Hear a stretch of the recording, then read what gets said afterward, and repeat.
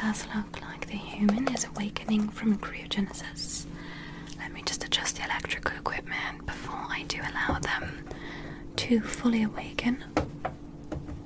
Let's turn the pressure in the exam room lower, and then let's adjust the medical box for brighter resolution.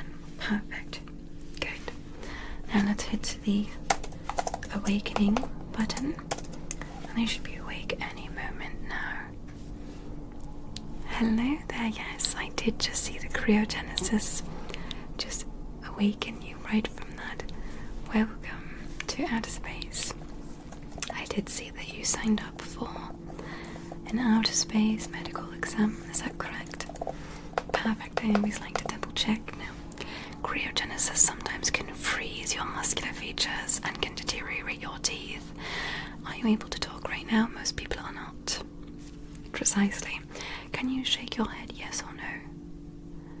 Okay. I'm going to ask you, are you okay with continuing with the alien medical examination? Perfect. We're going to be doing something known as the head-to-toe exam, which is a full-body medical exam calculating and manipulating some of your vitals to see how you are as a human. Correct. Very good. And I'm Alien 24601. My earthly name is known as Luna, and I learned that as you humans have such beautiful names on Earth. Yes, indeed. And so, first what I'm going to do is I'm going to gauge the cryogenesis as thought of by adding a little bit of a cryogenesis melting solution. I'm going to ask that you keep your eyes open for this, so we melt the solution so you're able to emote better. Good. Just relax.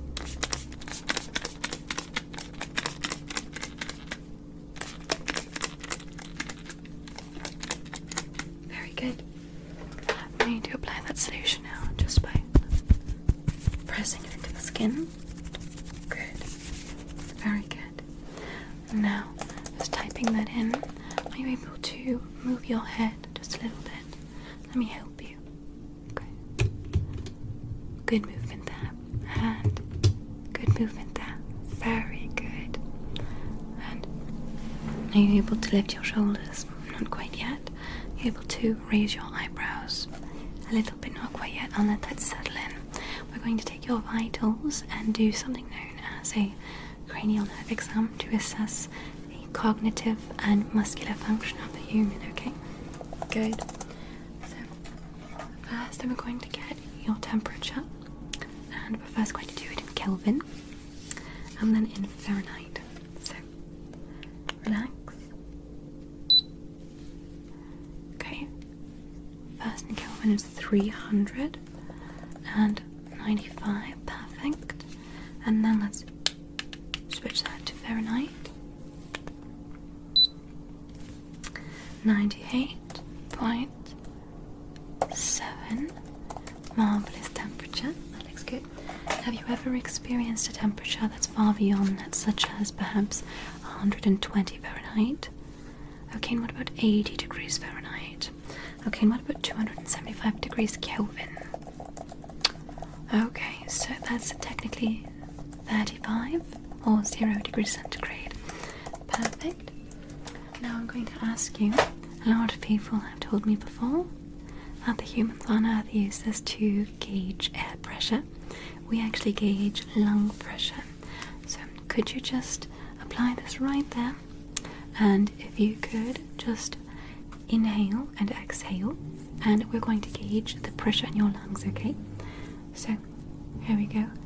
3, 2, 1, inhale and exhale. Okay, and we're looking at in outer space atmospheric pressure PSI of about 75. Let's try that one more time. Breathe in and breathe out. And now we're looking at about 74.5. One more time. Very good. Now I'm going to get just the pressure of your nose. I'm going to place this on a nostril right there, and breathe in breathe out. Okay, we're looking at 35. Very good. So, outer space pressure is a bit different than on Earth. That might seem like a lot on Earth, but not in outer space. Okay, great. Now we're going to do something that is known as the head-to-toe exam. I'm going to be looking through your scalp, eyebrows, and counting your eyes, nose, nostrils, mouth, teeth, ears, etc. Okay, good. So first we're going to be looking for lice, if that's okay with you. Space lice is quite a thing, and they are very mean. So I like to go through, take a look. Have you ever had space lice before? Have you ever went to outer space? Okay, well, we welcome you. Okay, none on the scalp. Let's look at the eyebrows now. Just going to take a quick look on this side. Okay, none in the eyebrows and in the eyelashes. Okay, none there. Perfect. Now what I'm going to do is we're going to start just taking a look and counting. So, looking at your scalp, it looks like you have around, that looks like a group of 10,000, and that looks like a group of 10,000 on your forehead and on your scalp. It looks like you have roughly around, let's say, 50,433 hair follicles. Okay, looking at your eyebrows, we're looking at about 2,403. And looking at your eyelashes, we're looking at 242 and 283. Okay, writing that down. Us people that are not from Earth have a very good eyesight for counting, and we're very particular with what we do see, okay? Now, it does look like you have 2 eyebrows, and you have 2 eyes. Is that normal, or is there another eye perhaps at the back of the scalp, or perhaps one in the forehead that you could activate for us? None, only 2. Okay, so 2 eyebrows and 2 eyes. Though I do see that could be 1 eyebrow. Do you originally have 1 eyebrow? Okay, 1 eyebrow. And looking at just the quick look right there on your forehead, looks like the eyebrows would protect you from perhaps any type of atmospheric differences which could cause perhaps rain to fall down to protect your eyes. Okay, so that's good. Okay, it looks like you do have a nose. Is that normal? Okay, would you say your nose looks like other people from Earth? Okay, and you do have 2 nostrils. Does everyone have 2 nostrils? Okay, I'm gonna take a quick look. Okay, so this looks like 1 nostril and this looks like the other. Okay, and are you able to, with your nose, I do know that the nose is connected through the sinus. Are you able to control your ears through your nose, or no? Okay, so humans on Earth cannot do that.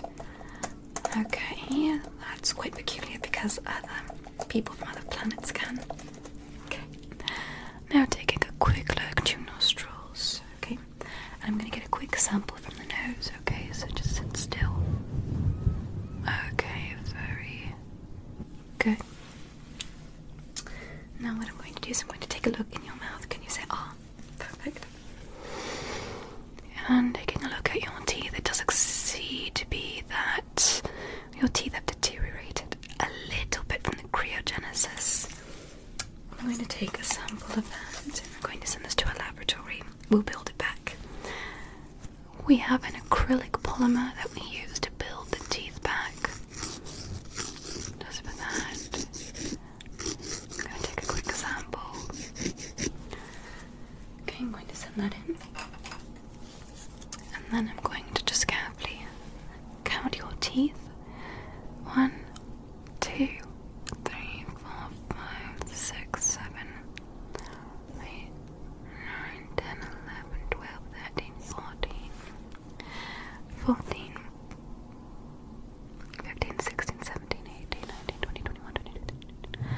30 teeth. It looks like you could have had more teeth in the past as well. I have seen humans with more teeth. Have you had more teeth in the past? Okay. And it looks like humans also don't have one set of teeth. You have plural sets of teeth. Yes, okay.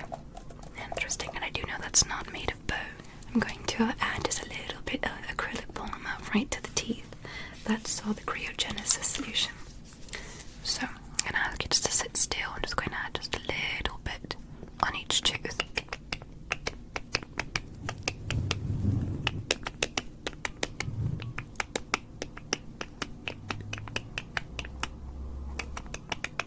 Okay, and I'm going to set that with something known as a blue light. I'm going to get to my other light. I'm going to set that to solidify the teeth into an acrylic base. So keep your mouth open. Just going to...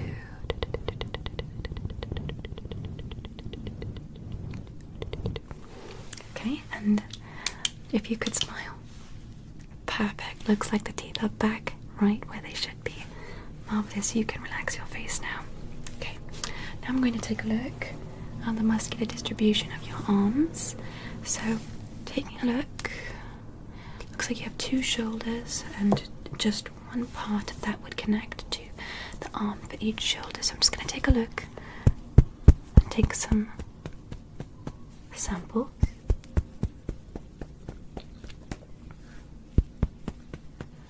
Okay. And it looks like the arms lead to the ears if I just look right up from the side. And do you only have 2 ears? Okay, it looks like you only have 2 ears. I'm going to carefully test your human hearing.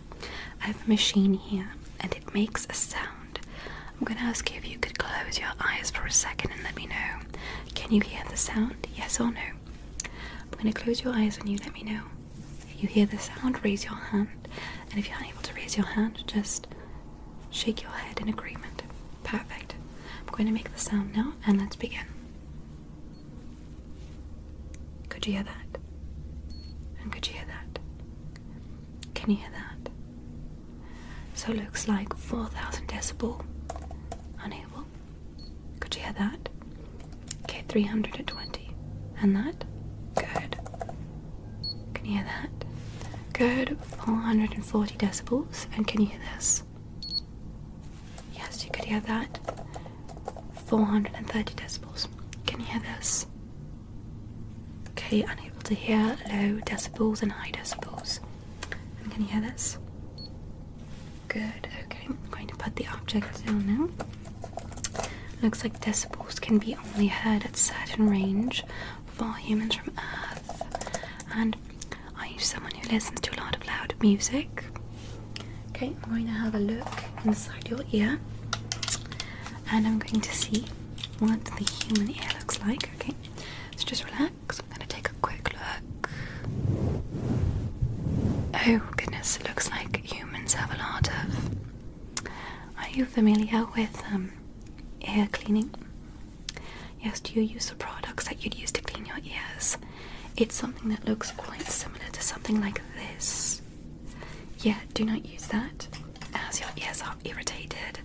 As well, if you're someone who falls asleep with, perhaps you have headphones that you put in your ears. I know a lot of humans from Earth do that. They listen to something and they keep headphones in. It puts a lot of pressure in your ears and can cause a lot of problems. So I never recommend you do that. Okay, let's look at the other ear. Okay, taking a look. Yeah, just exactly the same example there. I'm going to ask you a couple of questions about your hearing, okay? Let me know if you hear something from your left or your right side. Okay? Got my hands next to your ears like this. Let me know if you hear from your left or your right side, okay? Good. Left or right? Okay, and left or right? Left or right? Good. And left or right? Good. So it looks like that does work. Perfect. What I'm going to do now is something known as a cranial nerve exam. I'm going to ask you about some scents and smells, and you let me know what they smell like, okay? So, we have earthly scents. We're going to begin with this one right there. And this one quite like. I do think that there are a lot of things from Earth that smell really nice. But I'm going to ask you, what do you think that smells like? There are a lot of other scents here too that we have from outer space, and some will be unrecognizable. And what do you think that is? A bit like a plant, good, very good. And a bit like mint, very good. So this one is peppermint. We don't have this in outer space, but a lot of humans use toothpaste that looks and smells like this. Isn't that correct? Yes, it's quite nice. I'm going to move on now to one from outer space. Okay, so I'm going to put that right there. And any idea what that smells like? It smells like tea or like a medicinal herb. Okay, well, this one on Earth would be known as tea tree, but to us from outer space, this is what everyday outside air smells like. Isn't that quite nice? It's very refreshing. Okay, we have one here that is from Earth. Okay, could you let me know what that smells like?